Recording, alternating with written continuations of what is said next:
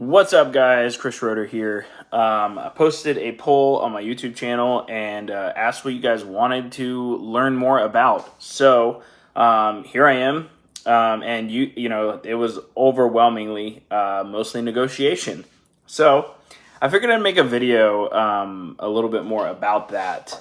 And in this video, I figured I'd go over kind of my whole strategy when it comes to negotiating with people. And that has to do with a couple of things that I do. The first thing is called anchoring, okay? The anchor price, which is usually a low ball, okay? And then working your way up through asking more questions, and then there's the whole mindset of the customer.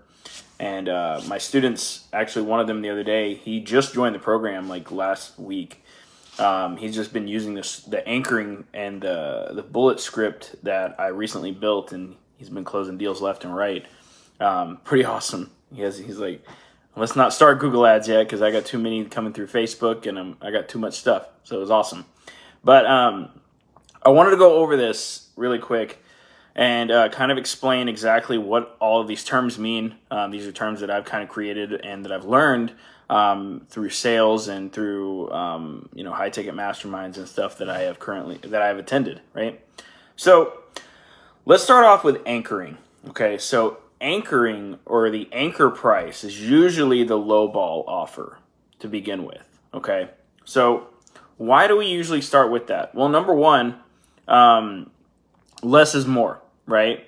The less information we have, the lower the low ball we can make, right? So, and this is why I say always ask just two questions. You only need two questions to effectively make an offer on a device, okay?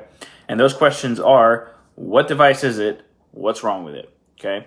And then you can just appraise it as, bad ESN, right? And lowest gigabyte, everything, right? You can make the offer based on that price. So, for example, if somebody hits me up and they're like, hey, I want to sell my iPhone 11. Awesome. We've been buying iPhone 11 for $100 recently. That is literally how I say it. That's my negotiation, right? That's where I start. I say, hey, we've been buying those for $100 recently. How does that sound?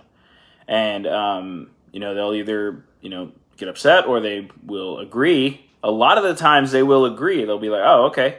Because they don't expect to get a price that fast, right? Like, they expect you to ask a ton of questions. And by them asking you a ton of questions, chill, dude. By them asking you a ton of questions, they are, in their mind, they're going to be like, man, he's asking a whole bunch of questions. I need to go up on, he better give me a good deal if I'm going to be answering all these questions for him. That's literally what's happening in the customer's mind, guys. That's what's happening. Like, if you're trying to pull all this information out of them, they're going to expect a pretty good price, okay? So we always want to start off with the anchor offer based on the lowest amount of information that we can gather, okay?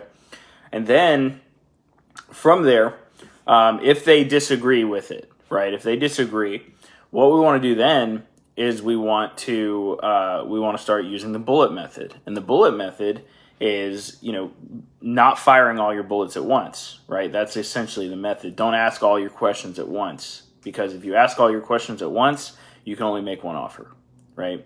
So the next question would be, well, okay, I totally understand. How much were you looking to get for it, right? And then you can ask, all right, well, what company is it with, right? That's the first bullet. What company is it with, right? The second bullet, now say, you ask the second question and, or I guess it would be the third question.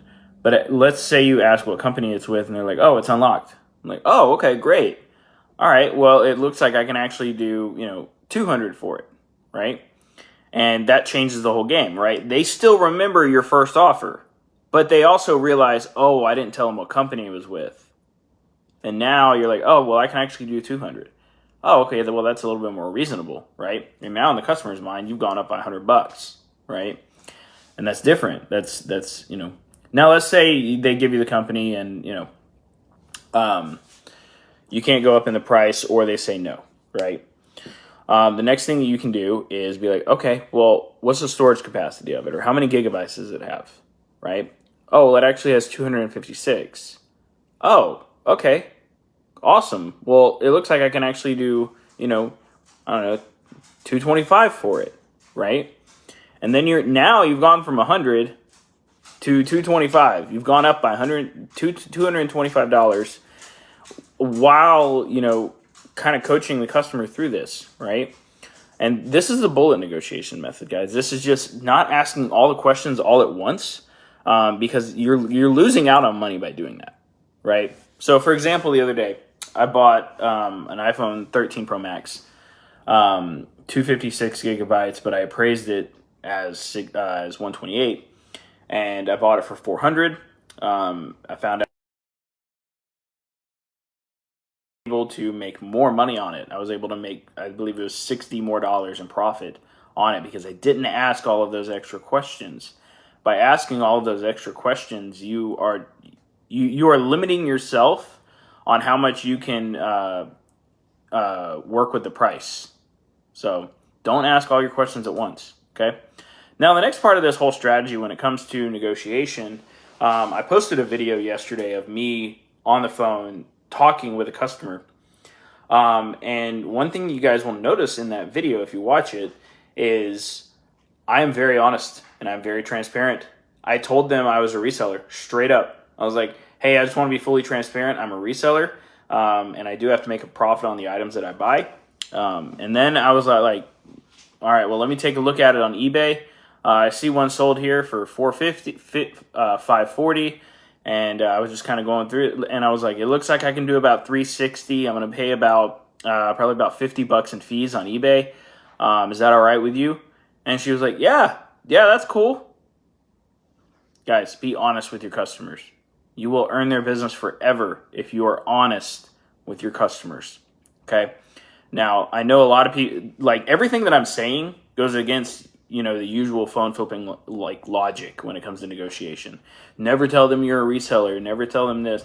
Guys, stop lying to your customers. Don't do it. Just don't do it, right?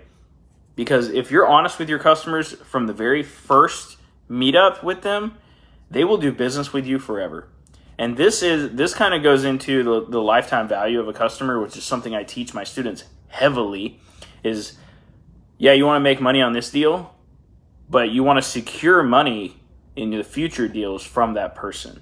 That's what you want to focus on. I will lose money on the first deal to earn somebody's business for a year if I can meet them 4 to 5 times in 1 year, because the overall lifetime value of the customer is more than I would make from this one meetup. This is something most people don't understand. And this is how most of my students have $3,000-$4,000 in repeat business per month just coming in without ads. So this is the whole negotiation method that I use, guys. So let's kind of recap a little bit. Anchoring, which is lowballing, and then using the bullet negotiation method. Remember, we only need to ask 2 questions to make an offer, right? What phone is it? What's wrong with it? That's all we got to do. And then be honest. Be honest and transparent with your customers. If you are honest and transparent with your customers, they will do business with you forever. Okay? If you walk them through how you make money, they will do business with you forever. Trust me, they're not going to get mad if you're honest with them. They will get mad if they're figuring out that you're screwing them over, right? So, anyway, guys, that's it. I hope you guys enjoy this video, and if this will be on YouTube and stuff. I got cool resources and stuff in my description, so check that out. And see you guys later. I hope this was valuable, and talk to you guys later.